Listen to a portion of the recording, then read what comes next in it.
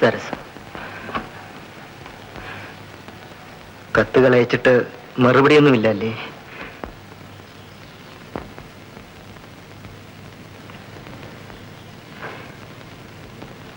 ഞാനൊരു കാര്യം പറയട്ടെ സരസു, ഈ സ്ഥിതിയിലും നിന്നെ വിവാഹം കഴിക്കാൻ ഞാൻ ഒരുക്കമാണ്. ജനാർദ്ദനൻ ചേട്ടാ, എന്റെ സ്നേഹം നീ ഇപ്പോഴെങ്കിലും മനസ്സിലാക്കൂ. നിന്റെ അച്ഛനോട് ഞാനിത് പറയട്ടെ? ചേട്ടാ, ഞാൻ നശിച്ചവളാണ്. ചേട്ടൻ എന്നെ കുറിച്ച് ഓർക്കരുത്. എനിക്ക് ചേട്ടനെ മനസ്സിലാക്കാൻ കഴിഞ്ഞില്ല. ഇപ്പൊ മനസ്സിലായില്ലേ? നിന്നോട് നിന്റെ ജീവിതമാണ് ഞാൻ ചോദിക്കുന്നത്. ഒരിക്കലൊരു തെറ്റ് പറ്റിയെന്ന് കരുതി ജീവിതം ഇങ്ങനെ നശിപ്പിക്കരുത് സരസു.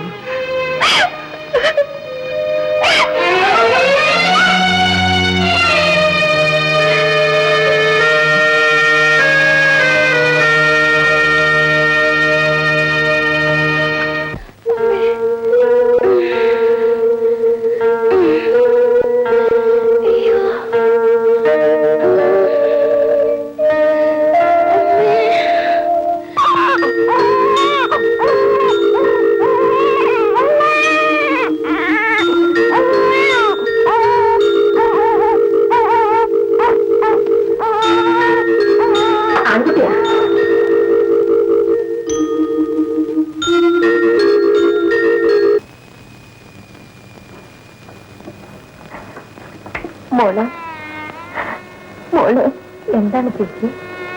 അച്ഛൻ എവിടെ? അച്ഛൻ മരുന്ന് വാങ്ങിക്കാൻ പോയിരിക്കില്ലേ? ഇപ്പൊ വരും ചേച്ചി. ചേച്ചി ചേച്ചി എന്തിനാ കരയുന്നത്? ചേച്ചിക്ക് എന്തെങ്കിലും വിഷമമുണ്ടെങ്കിൽ ഞാൻ പോയി ജാനകി എന്നെ വിളിച്ചോണ്ട് വരാം. എനിക്കിനി എന്ത് വിഷമം എന്റെ ചേച്ചി.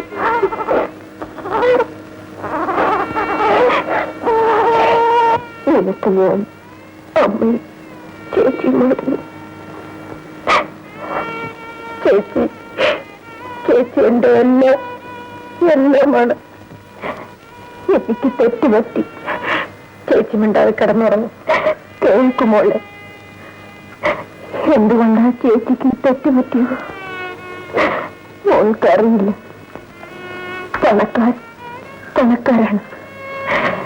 പാവങ്ങളുടെ മനസ്സ് കാണാനുള്ള ഹൃദയം അവർക്കില്ല. അവർക്ക് നമ്മളൊക്കെ കളിപ്പാവുകളാണ്. പണം പിശാചാണ് മോളെ. ആ പിശാചാണ് എന്നെ ഇവിടെ നശിപ്പിച്ചത്.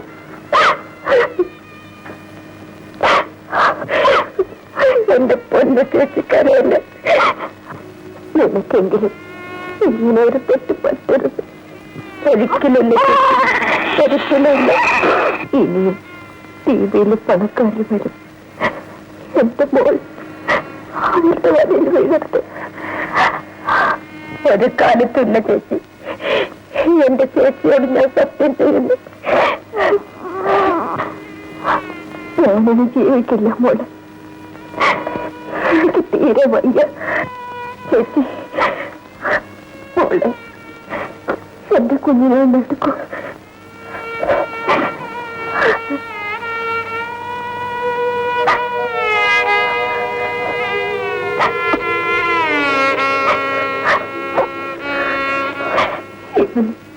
നീയാണ് ഇനി അമ്മ. ചേച്ചി, ഇവന് നീ നിന്റെ മനസ്സിൽ വെച്ച് വളർത്തണം. നിന്റെ ചേച്ചിക്ക് പറ്റിയ തെറ്റ് ഇവനെ കാണുമ്പോഴല്ല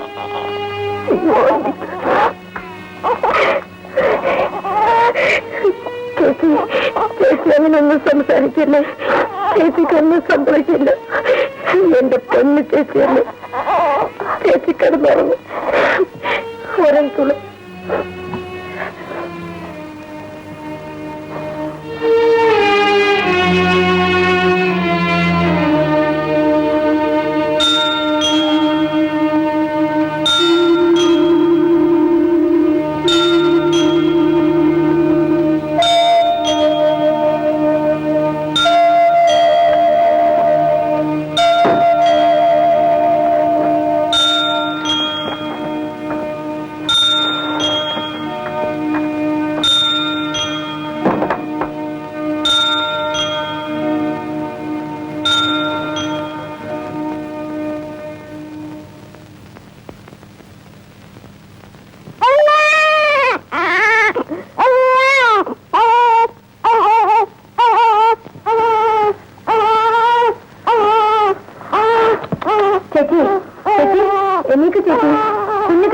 ചേച്ചി ചേച്ചി ചേച്ചി മുല കൊടുക്കൂ ചേച്ചി ചേച്ചി ചേച്ചി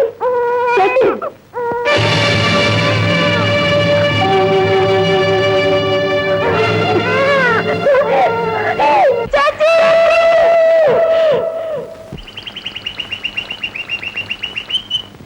ആ പെണ്ണിന്റെ കഥ കേട്ട് സാറിന് വിഷമമായോ?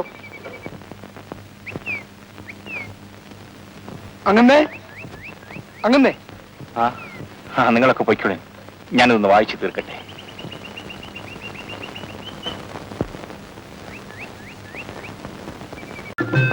രാജാ രാജാ രാജാ രാജാ രാജാ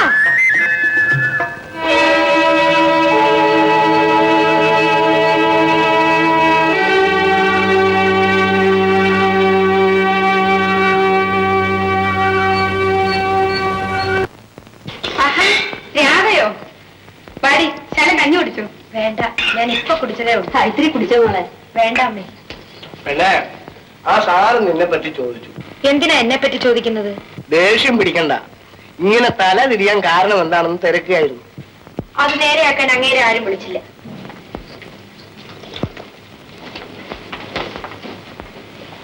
ആ സാറിനെ കണ്ട ഒരു മിണ്ടാപ്പൂച്ചയാ. എന്നാലും കലവടക്കുന്ന കൂട്ടത്തിലാണെന്ന് വിചാരിച്ചില്ല. നിന്റെ അച്ഛനെ വിചാരിച്ചാ ഞാൻ നാവടക്കി ഇരിക്കുന്നത്. ആരെ വിചാരിച്ചിട്ടായാലും അതിന്റെ ഗുണം നിനക്ക് തന്നെയാ. ഞാൻ ചെന്നിട്ട് വേണം അച്ഛൻ അങ്ങാടിയിൽ പോവാൻ. വരൂ, നമുക്ക് വീട്ടിലേക്ക് പോവാം.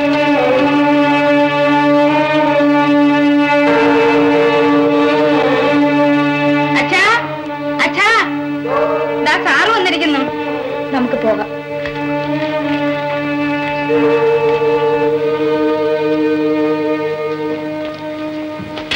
അയ്യോ, ഞാൻ അങ്ങോട്ട് പുറപ്പെടുകയായിരുന്നു.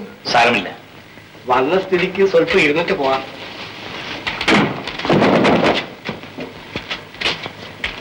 ഇവിടെ ഇത്രയൊക്കെ സൗകര്യമുള്ളൂ.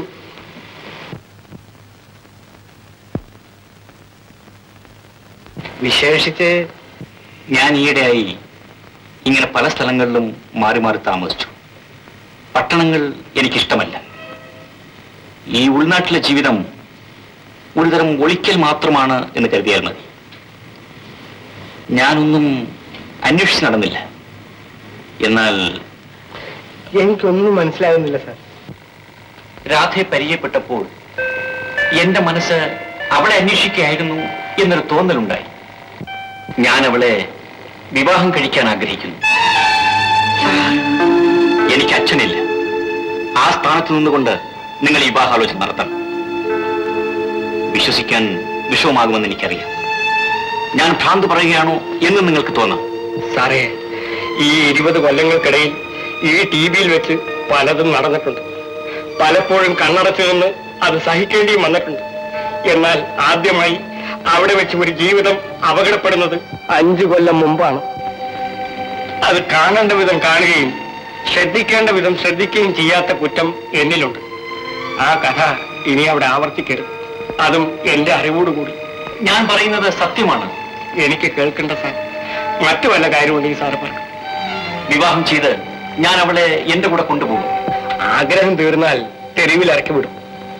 നിങ്ങളൊക്കെ പണക്കാരല്ലേ? യശോനാരെ,